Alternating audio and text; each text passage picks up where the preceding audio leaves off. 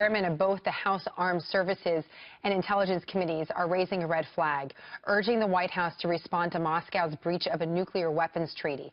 So while we're talking about the debate, this is something very real that's happening in Congress. My next guest warns that going to war is a distinct possibility if the world doesn't acknowledge the threat posed by Vladimir Putin. Retired General Richard Shirreff is the former Deputy Supreme Allied Commander for Europe. He's author of War with Russia, an urgent warning from senior military command. That's a novel, but it almost plays out a little bit like a war game, if you will. General, it's great to have you on the program. Thank you. The juxtaposition for someone like you must be really interesting, watching the debate happen between two potential presidents, but also hearing from our own lawmakers some real concerns about Russia, what Russia is doing. What are your observations just in general? What do you think the American public should know? Well, I think we need to understand the real and present danger that potentially a resurgent Russia poses, the dynamic that was started with the invasion of Crimea in 2014, the ramp-up of military spending by Russia, the build-up of military forces, particularly the spotlight it throws on the Baltic states, which of course have significant Russian-speaking minorities, and the reality of the importance of building up our deterrent capability as a NATO alliance to protect and defend the alliance. How bad is it, General, right now? Well, I think, to be honest, the NATO alliance is a great alliance, the most successful alliance the world has seen, but there are plenty of indications that the emperor's clothes are pretty skimpy when it comes to an effective deterrence posture. So the point of the book is to highlight the weaknesses and hopefully generate the sort of debate among people to understand what really needs to be done. What does need to be done? Well, we need to see an effective, credible military capability, I think, forward-based in the Baltic states. We need to see effective NATO reserves that can reinforce them, an effective concept of defense worked through, practiced, deployed. We need to see an increase in defense spending among European nations particularly. But underpinning everything is the paramount importance of American lead of NATO and that absolute certainty that if any NATO member is attacked, that America will honor the key foundation of NATO, Article 5, that an attack on one is an attack on all. I want to play a little sound from last night's debate as we digest what both candidates have said about Russia. Chris Wallace asked a question about a no-fly zone in Syria and what would happen if Russia was violating that no-fly zone. Would the United States shoot down a Russian plane? Here's what Hillary Clinton had to say.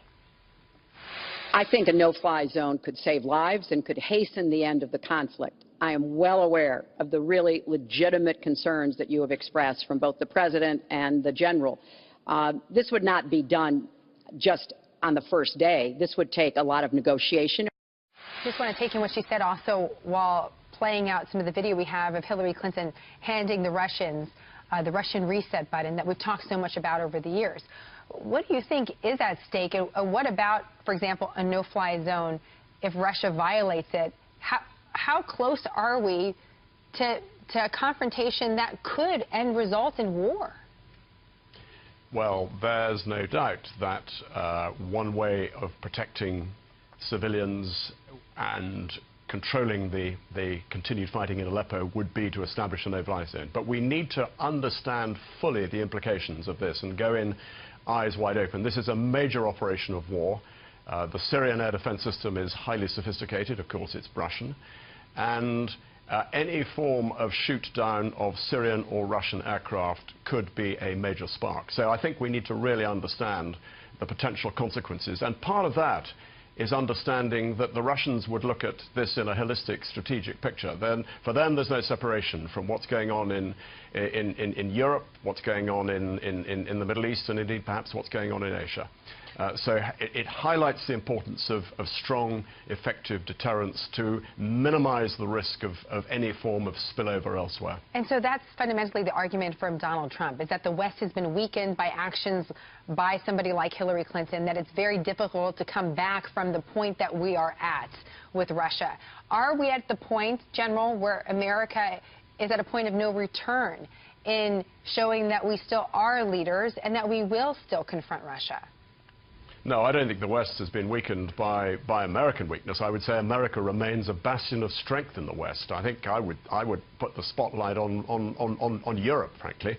And successive American secretaries of state have rightly criticized European nations for failing to step up to the mark in defense spending. No, we need to be focused on NATO. We need to, under American leadership, and we can do this. This is not, this is not impossible to achieve. It just requires the political will to build on the strength of the NATO alliance, which, of course, has survived the test of time and gives all the 28 nations who are members of it a degree of political and military strength that they'd otherwise not get if they were operating alone. One of the news items, again, that's sort of getting buried today is it looks like the White House is going to use a commission that hasn't been used in 16 years to double-check whether or not Russia is following through with some of the treaties that we have when it comes to arms control. So again, all of this is playing out in the background while the spotlight is on the U.S. elections. And General, because our viewers often might see some very scary headlines about Russia, I would just like to go back to your experience yet again and what keeps you up at night and what we can do better as a nation to make sure that we don't have a confrontation with Russia. Well, what concerns me is, number one, I think the lack of ambition and the lack of recognition of the dangers that we face across the Western alliance as a whole, the NATO alliance. I think there would be a real concern if there was any hint of America not being prepared to underpin the NATO alliance, to lead the NATO alliance, and to implement Article 5. General Shirreff, collective defense. It's nice having you on the program. We look forward to having you back. Appreciate your experience and your service, of course. Thank you. Thank you.